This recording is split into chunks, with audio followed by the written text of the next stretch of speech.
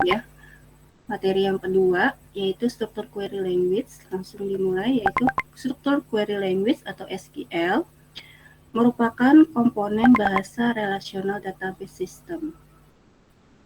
SQL merupakan bahasa baku dari ANSI atau SQL, non-procedural, dan berorientasi himpunan atau set-oriented language. SQL dapat digunakan baik secara interaktif atau ditempelkan pada sebuah program aplikasi. Komponen-komponen SQL ada 3, ya. Ada Data Definition Language atau DDL. Ini digunakan untuk mendefinisikan data dengan menggunakan perintah untuk create, drop, alter. Kemudian yang B adalah Data Manipulation Language, digunakan untuk memanipulasi data dengan menggunakan perintah select, insert, update, dan delete.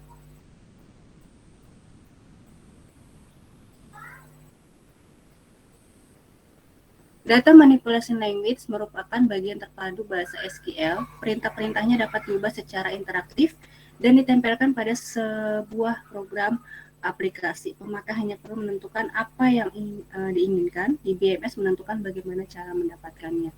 Jadi user atau penggunanya mau menggunakan data manipulation language untuk apa? Apakah untuk menambahkan data, untuk mengupdate data, atau menghapus data? Itu nanti di BMS akan memberitahu cara mendapatkannya, menentukan cara mendapatkannya. Kemudian yang ketiga adalah data control language, digunakan untuk mengontrol hak para pemakai data dengan perintah grant dan revoke. Jadi memberikan hak akses kepada user untuk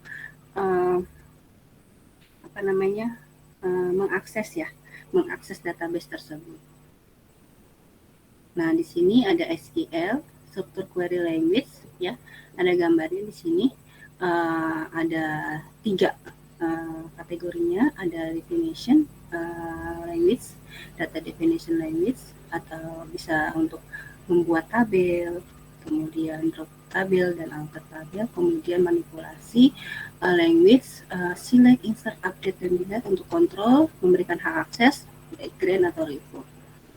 Nah, dijelaskan satu-satu di sini. Ada data definition language. Jadi di sini adalah untuk yang pertama adalah ada create table. Create table itu maksudnya untuk membuat tabel, ya, membuat tabel. Yang pasti kalau kita membuat suatu database, ya, kita harus memiliki satu database yang dapat diisi oleh banyak tabel, ya, yang dapat diisi oleh banyak tabel. Misalnya kalian membuat sebuah aplikasi penjualan, atau aplikasi data mahasiswa, ya, tidak aplikasi penjualan saja, aplikasi penjualan. Nah, itu kan berarti kalian harus membuat database terlebih dahulu. Nama database, misalnya database tokonya lah, misalnya tokonya namanya toko Mawar, berarti create database Mawar, ya, nama databasenya gitu. Nah, satu database itu dapat mencakup lebih banyak tabel, ya, banyak tabel dapat dicakup oleh satu database, gitu ya. Jadi definisinya satu database dapat mencakup banyak tabel, bukan satu tabel mencakup banyak database, ya, kembalikan. Nah, setelah membuat database baru kita bisa membuat tabelnya, gitu. Create table. Ya, di sini fungsinya untuk membuat tabel. Sintaksnya create table baru nama tabelnya seperti apa. Ya, kemudian tabel-tabel yang terbentuk itu apa saja? Ya, field-fieldnya, ya. Kemudian kita harus juga menentukan tipe datanya. Kemudian kita harus menentukan panjang karakternya. Panjang karakternya jangan asal-asalan. Jadi panjang karakternya itu harus sesuai dengan kebutuhan saja. Karena kenapa? Ini nanti akan apa sih namanya itu, ruang penyimpanannya ya, ruang penyimpanannya semakin besar, itu maka ruang penyimpanannya pun semakin besar juga yang dibutuhkan. Jadi memang harus sesuai dengan kebutuhan saja. Misalnya nih, saya banyak waktu penulisan ilmiah, jadi mahasiswa itu membuat misalnya nama dia, bentuk itunya memang karakter, bentuk tipe datanya karakter, tapi panjang fieldnya dia tulis 100. Mana ada nama orang sampai 100 gitu lah ya, udah sesuai dengan kebutuhan saja. Kemudian tanggal lahir ya udah buat aja 8, tanggal 2 bulan 2 kemudian tahun 4, itu jangan 10 gitu ya, gitu ya udah. Jadi memang harus sesuai dengan kebutuhan. Jadi pengalaman pribadi saya ya, saya kan membimbing mahasiswa, jadi tolong dibuat tipe datanya dan panjang fieldnya sesuaikan, karena ini memang akan memakan memorinya nanti berapa, semakin banyak pun akan semakin banyak juga, seperti itu ya, gitu. Nah, ini ada contoh pembuatan tabel, nama tabelnya adalah personil. Ya, nama tabelnya personil. Kemudian ada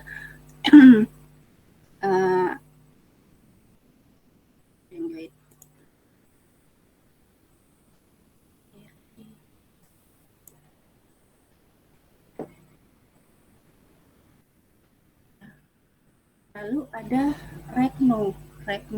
Regno itu adalah identitas dari tabelnya, ya, primary key-nya. Nah, untuk pembuatan tabel kita harus menentukan juga primary key-nya atau kode uniknya.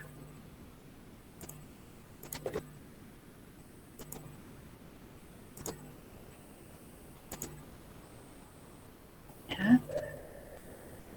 Nah, di sini ada not null ya, not null. Nah, not null itu apa?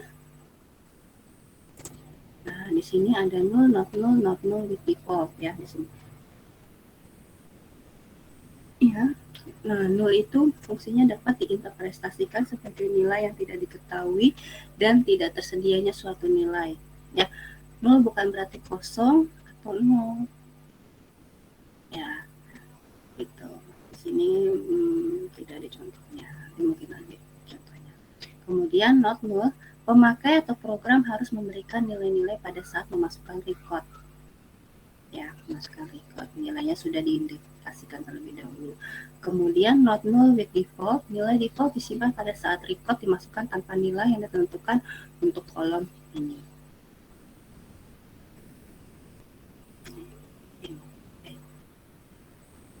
Nah, nilai defaultnya untuk 0 ya, untuk tipe field numerik, blank untuk tipe field karakter, current date untuk tipe field date, kemudian current time untuk tipe field time.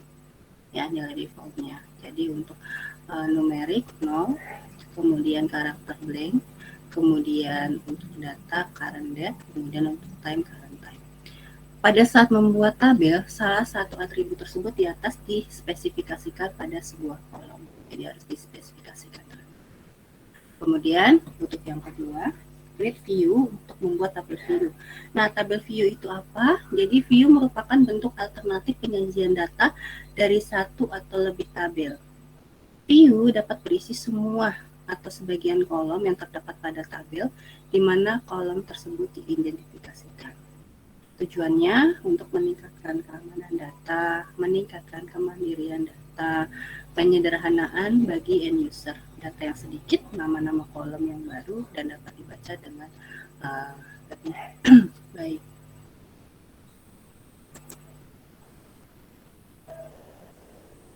Nah, propertinya, tidak terdapatnya data tambahan, view mencakup subset kolom dan atau baris, view dapat berisi data dari beberapa tabel dan atau tabel-tabel view lainnya. Kemudian view dapat berisikan perolehan data, misalnya nilai rata-rata. Manipulasi data melalui view terbatas. Di sini ada sintaks untuk membuat view tabel, ada create view, kemudian view name-nya apa, ya. Kemudian kolom 1, kolom 2-nya, ya. a select statement from tabel name, ya. Jadi dia membuat create view dari tabel name-nya itu adalah personel. Kemudian yang ketiga adalah create index, untuk membuat indeksnya. Dengan indeks memungkinkan suatu tabel diakses dengan urutan tertentu tanpa harus merubah urutan fisik dari datanya dan dapat pula diakses secara cepat. Melalui indeks yang dibuat berdasarkan nilai field tersebut, spesifikasi unik akan menolak key yang sama. Ya.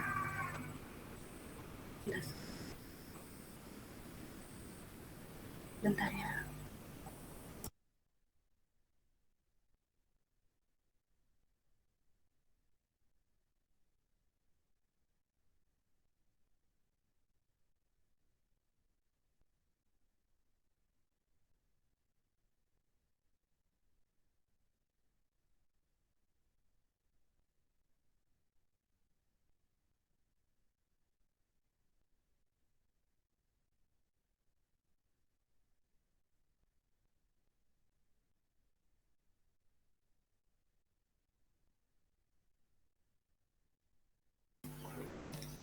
Kemudian untuk drop tabel itu menghapus tabel yang sudah dibuat, ya.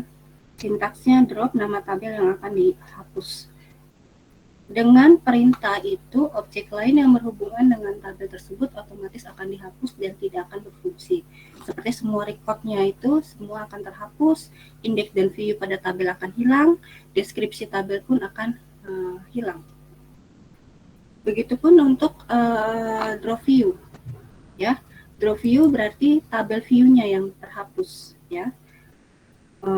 Fungsinya untuk menghapus view. Nah, sintaksnya drop view, view name-nya, ya, nama tabel view-nya tadi. Kemudian menghapus indeks, sintaksnya drop index, index name. Nah, di sini contohnya drop index, kemudian nama index name-nya.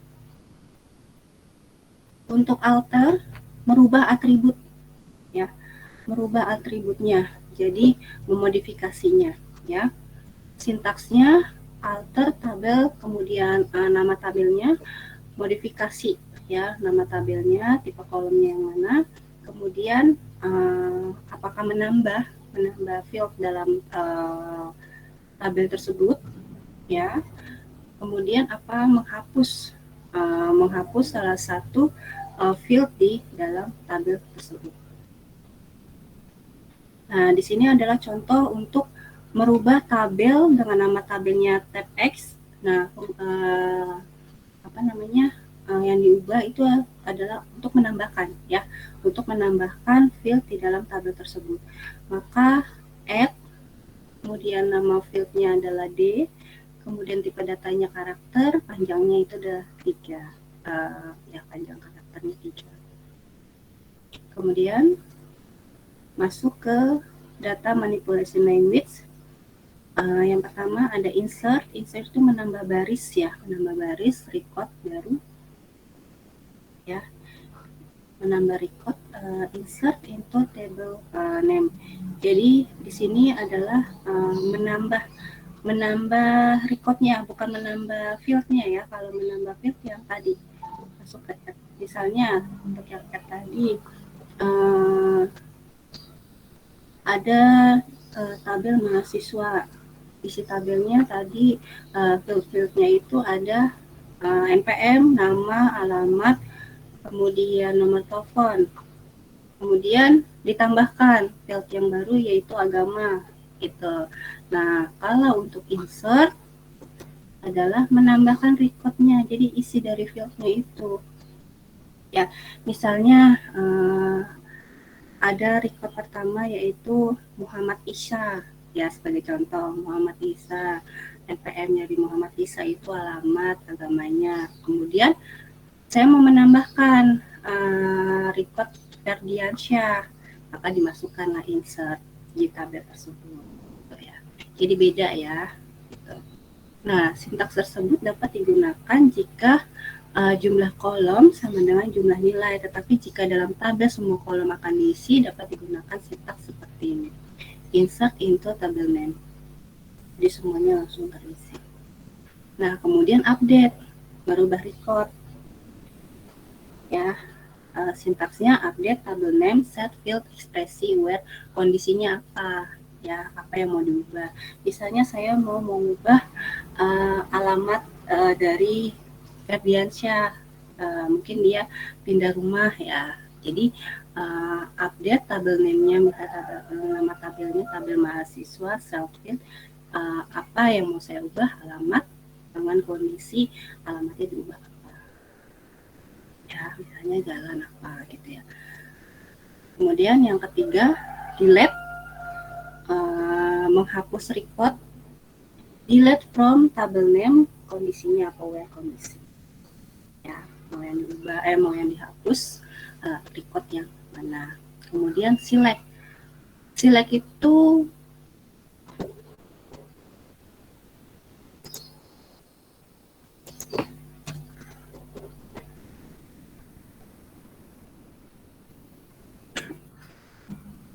select untuk menampilkan record.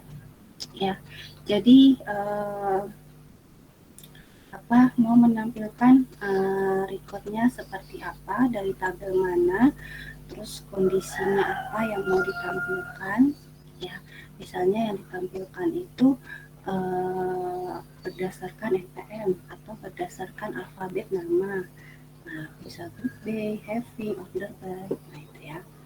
Nah, di sini ada contoh kasusnya dalam data definition language, membuat tabel. Nah, create table S, yang membuat tabel S, SN, karakternya 5, kemudian panjang karakternya 5 ya. Karakter 5, not null.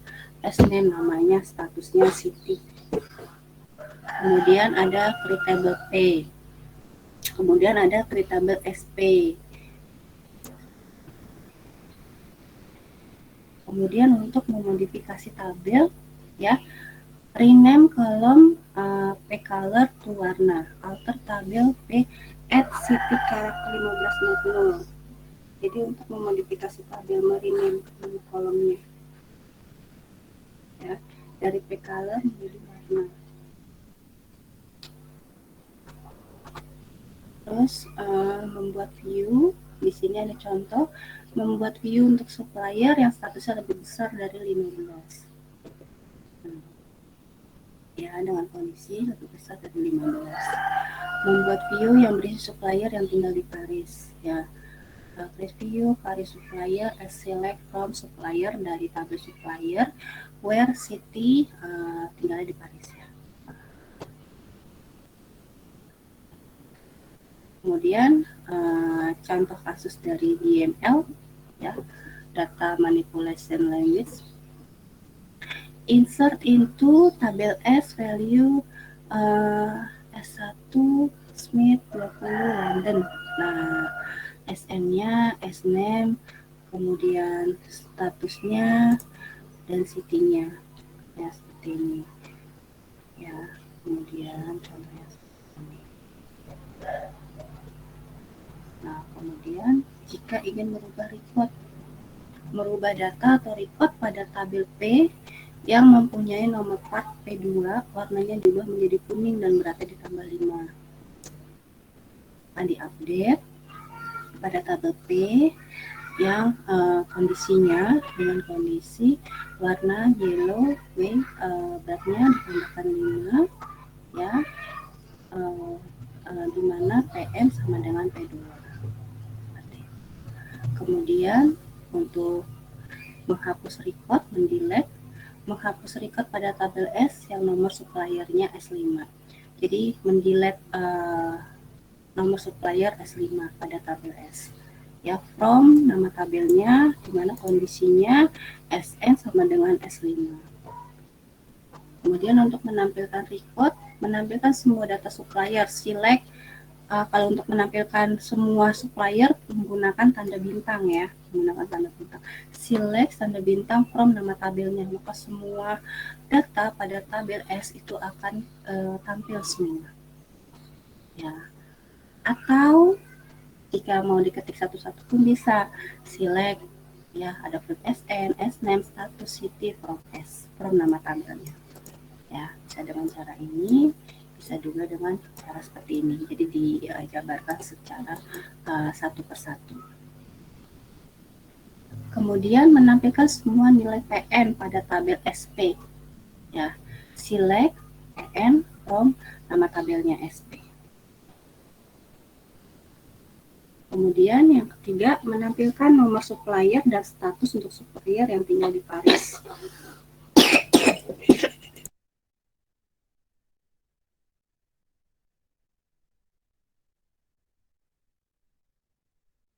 Ya, menampilkan nomor supplier dan status untuk supplier yang tinggal di Paris.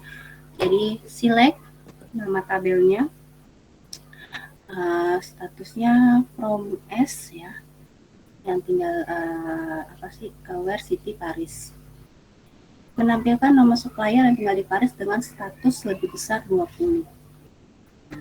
Select SN nomor supplier dari tabel S ya, dengan kondisi city-nya Paris dan statusnya lebih dari 20.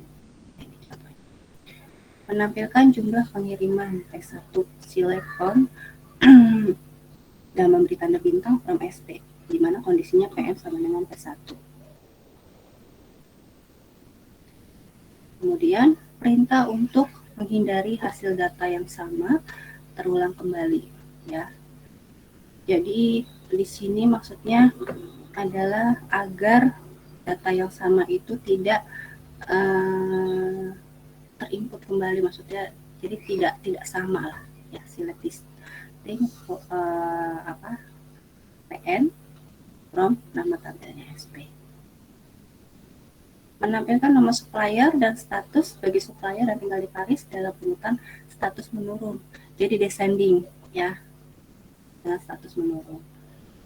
Kemudian menampilkan nomor part dari semua part yang dipasok oleh lebih dari seorang supplier ya, jadi lebih dari satu untuk supply-nya. Menampilkan semua part yang nomornya dimulai dengan huruf C. Nah, ini payment like C seperti ini.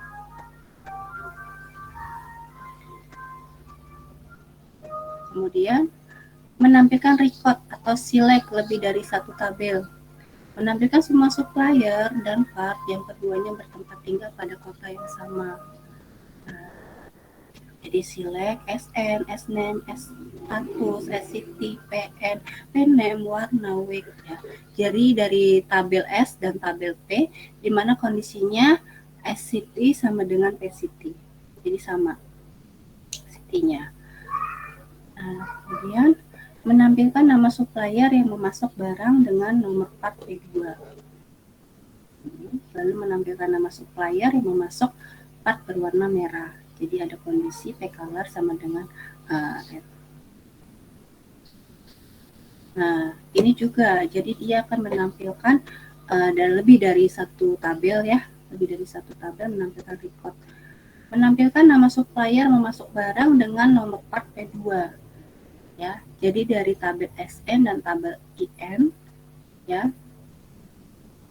Kemudian dia akan menampilkan record yang sama, data yang sama dengan kondisinya adalah part P2, PN sama dengan P2.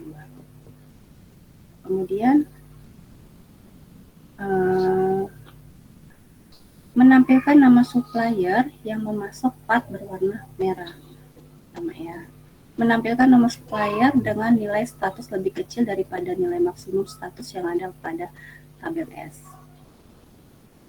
Ya, select SN, nama tabel from nama tabel dari mana, di mana kondisi adalah status kurang dari select maksimal dari status itu from S.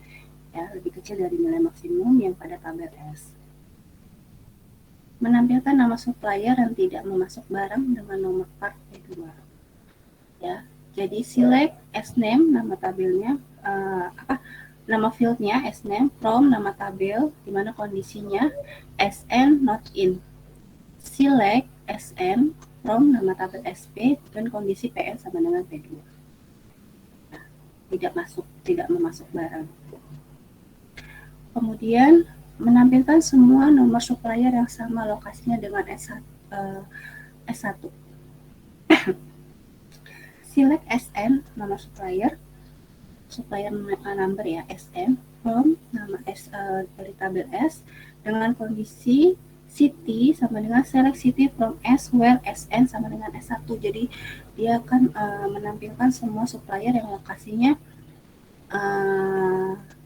di mana saja dengan kondisi nomor suppliernya itu adalah S1.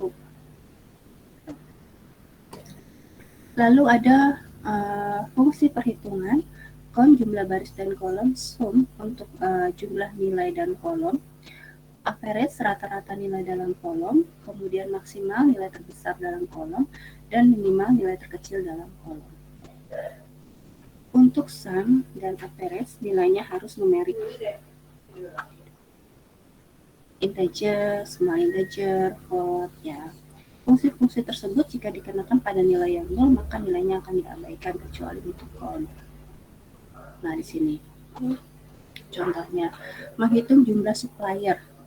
Select count from S. Jadi dia akan menghitung ada berapa jumlah supplier pada tabel S. Ya. Kemudian menampilkan nomor part dan total kuantitas pengiriman dari setiap part. Select fieldnya PM. Kemudian menghitung total kuantitinya from nama tabelnya ya, SP. Kemudian digrupkan ya, digrupkan berdasarkan PN, part number. Kemudian yang ketiga, menghitung jumlah kuantitas dari P2 yang telah disuplai. Jadi select sum quantity from nama tabel SP dengan kondisi PN sama dengan P2. Lalu menampilkan jumlah pengiriman barang dengan nomor P4 dan dipasok oleh nomor supplier S1.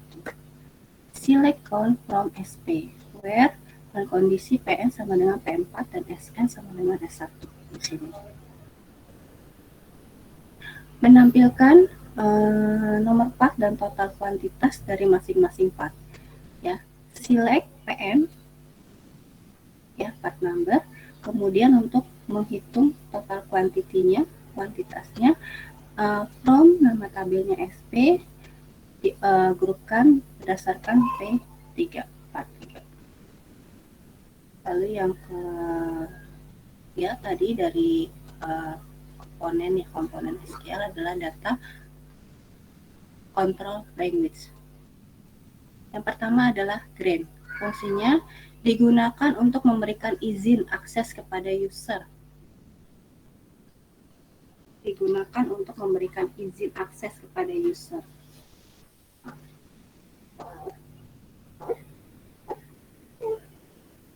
Sintaksnya grant select grant privilege on table name to user. Ya, nama usernya apa? Contohnya di sini adalah grant select, jadi memberikan hak akses untuk apa? Ya, di sini contohnya ada memberikan akses untuk memasukkan, mengupdate, menghapus di tabel club itu nama usernya nih, user 1, user 01. Jadi user 01 mendapatkan izin untuk melakukan insert, update, delete pada tabel tabel club. Kemudian yang kedua adalah mencabut, ya, grant untuk memberikan hak akses, sedangkan revoke untuk mencabut izin aksesnya. Jadi sintaksnya adalah revoke privilege apa yang mau dicabut aksesnya, on, kemudian tabel name-nya apa, from nama usernya.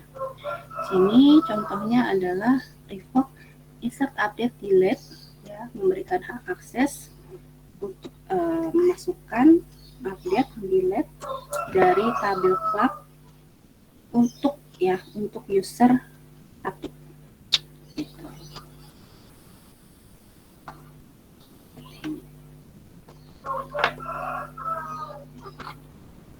Oke, ini untuk materi hari ini untuk SQL itu kesimpulannya ada tiga kesimpulannya itu ada 3 komponen. Yang pertama DDL, data definition language, kemudian ada data manipulation language, kemudian ada data control language.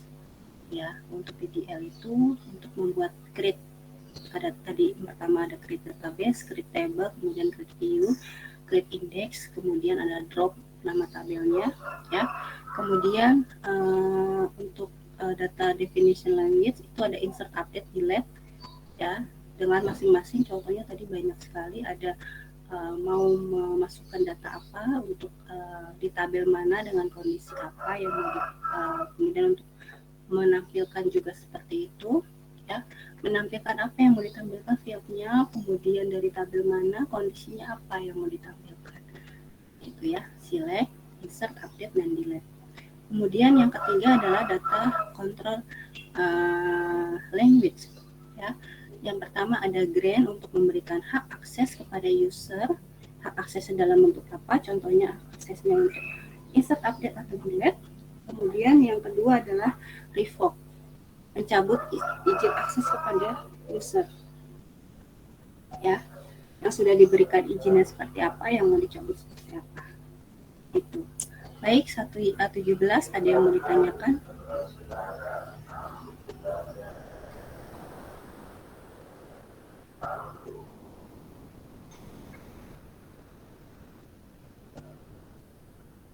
Bu, izin bertanya, Bu. Iya, Ali. Tadi yang awal-awal sempat tentang yang data, kalau misalnya kita input range datanya itu lebih besar, apa maksudnya yang berlebihan itu akan makan memori datanya walaupun belum dimasukin datanya ya, Bu? Iya, jadi kan kita sudah menentukan nih jumlah fieldnya. Nah, itu kan pasti kan kapasitasnya sudah ditentukan ya berapa banyak nanti akan memakan. Ketika dimasukkan pula itu juga memorinya akan termakan.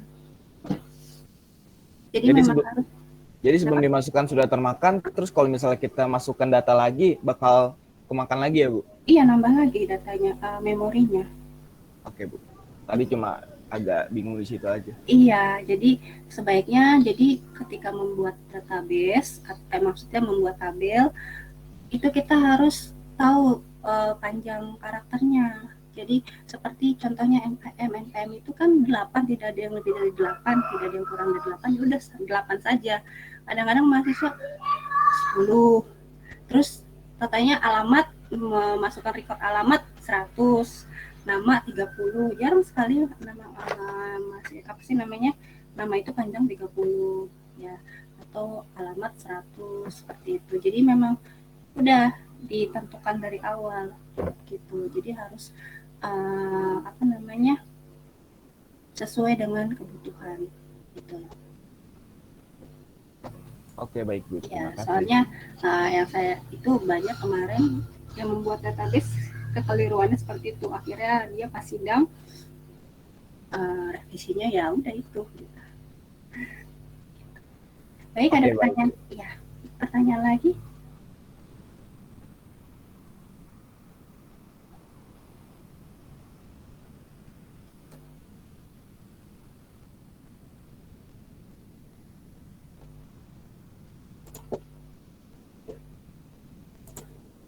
Hari ini hadir 37 mahasiswa, yang tidak hadir adalah Giats. Giats ada tidak nih? Takutnya saya... Ada, Bu, hadir, Bu. Oh, ada, maaf, berarti saya terliwat. Bentar. Berarti hadir semua ya hari ini ya. Alhamdulillah 38 mahasiswa. Untuk Ahdan dan Ayu kan memang sudah aktif 38 mahasiswa. Baik, terima kasih untuk 1A17. Jika tidak ada pertanyaan lagi, hari ini tidak ada tugas ya. Jadi kita ketemu lagi minggu depan, insya Allah minggu depan di link dan waktu yang sama. Ya, saya ucapkan terima kasih untuk hari ini. Saya akhiri. Assalamualaikum warahmatullahi wabarakatuh. Waalaikumsalam. Waalaikumsalam.